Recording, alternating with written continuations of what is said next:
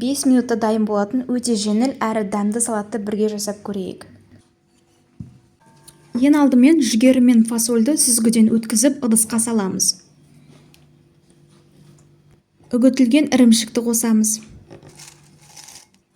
Сухарикті қосамыз.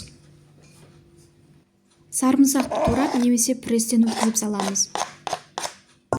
Майонез, тұз, қара бұрыш және көк шөпті қосып, бәрін жақсылап араластырамыз.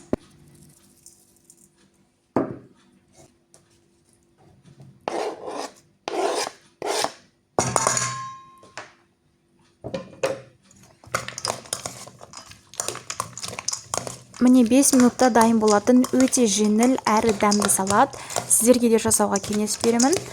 Сіздерге ұнаса, лайк басып, комментарий қалдырып, және де қоңыраушаны басуды ұмытпаңыздар. Ас болсын.